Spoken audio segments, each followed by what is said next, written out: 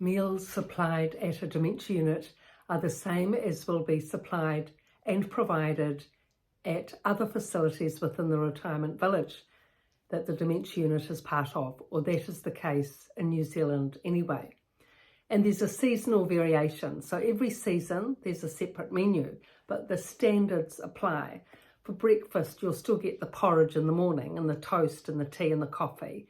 And then for lunch, it's generally meat and some sort of three sorts of vegetables. Friday, maybe fish and chips. Sunday, the roasts and, the big roast veggie pan that most people are used to or have done practically all their lives. Many of this elderly generation, roast on Sunday was the big deal, and they do the same in dementia units to go along with that and link into the favourite memories. And the evening meal is lighter, often an omelette, macaroni cheese, a salad, soups, and tea and coffee always. And of course, the ever-present dessert at lunchtime, very creamy, very rich, and the morning and afternoon tea. Now, in terms of all these meal options, it's the relative who will tick off the preferences that the parent will prefer.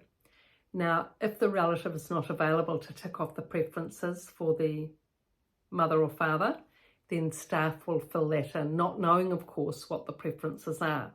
So it's much better if the relative can be involved, tick off the preferences, and also come into the meals regularly to check up that those preferences are being put in place. Because sometimes the meals change, sometimes it's not quite what you thought it would be when you see the meal on the plate.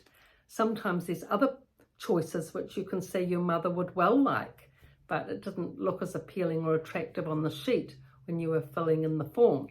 So in this way you can change the preferences easily the next season and just get things in sync with your parent and what they prefer.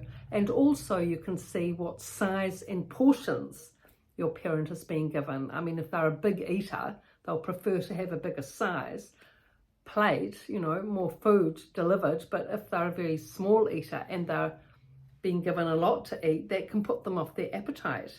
So portions, heat, whether they like the food heated or not. I mean, some people actually can't eat food when it's partly cold. They can only eat it when it's quite, warm and hot. So you might need to mention that to the charge nurse if your mother can't eat a cold meal, and often it is cold by the time it arrives, if they're at the end of the line, so to speak. Just say, look, mum really does need it heated up because otherwise she just won't be able to eat it. So these small preferences you can put in place and have, charted, because these are the little things that are actually really important. Because if your parent doesn't like eating cold food and stops eating as a result of it, when all it would have taken is to heat up the plate so that she had warm food when it arrived, and for her to continue to keep her appetite satisfied and sustained, that's a small action that needs to be put in place to be able to keep her appetite going. And it often is a small thing, but unless you're actually sitting there at the meal time with your parent and observing, you can't pick it up. You can't pick it up. You can't pick up any of these things just on visiting 10 minutes, half an hour, now and then. You need to be at the meal time with your parent, and not just one meal. I'd say when the person first arrives at the unit, maybe 3 times, if you can't manage 3 times a week, once a week for 3 weeks. Let's say in the first month, try and come to 3 meals in the first month to get things set up. And then, lots of relatives, they'll come every Sunday for a meal with their parent, or at least the first, Sunday of the month, to make sure that they're keeping tabs on things. And especially with the seasonal changes of food, you want to make sure that they're still getting the food that they're enjoying. And of course the drinks, you have to make sure of that as well, that they're getting the tea and coffee the way that they like it.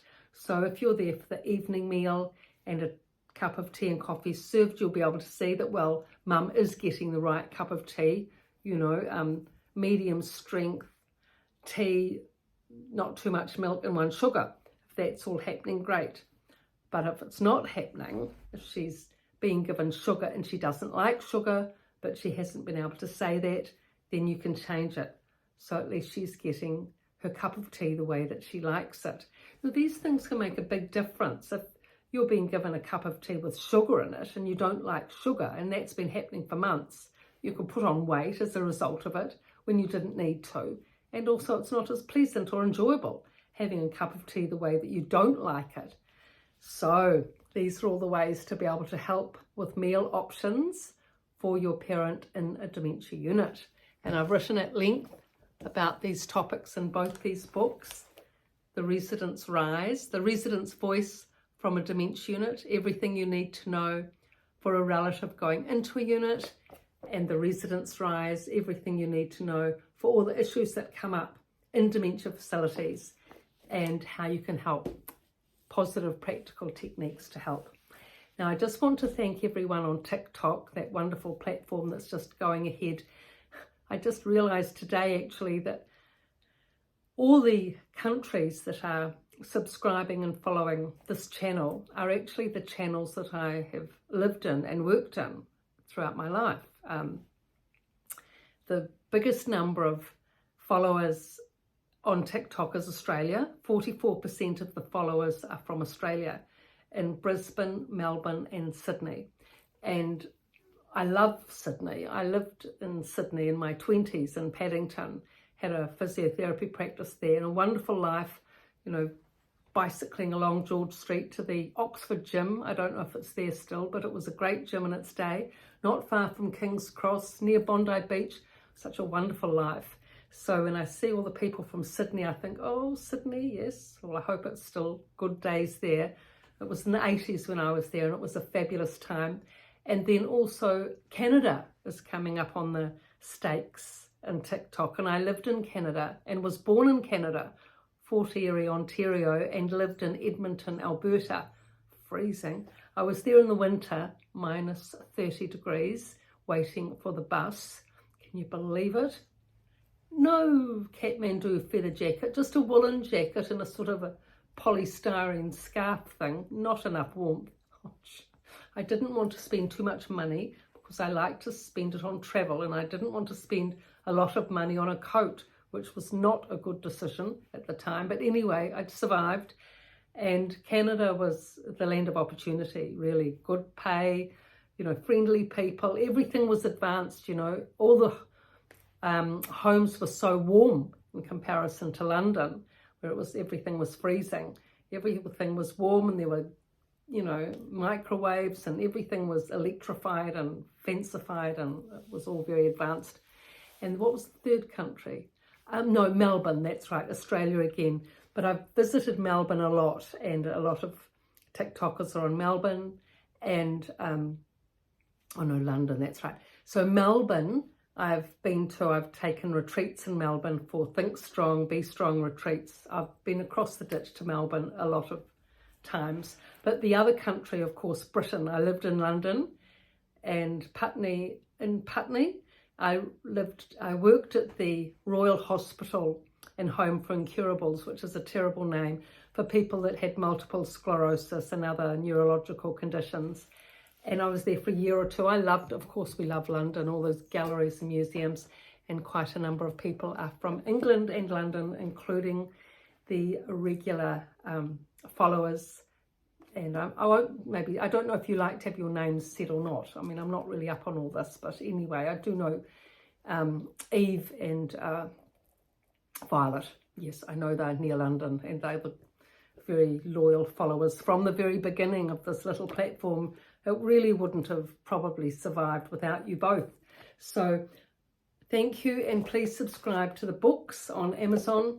Please subscribe to the channel, and please read the books and get them on Amazon. And thank you for your likes and appreciations, and I appreciate you all, and thank you very much.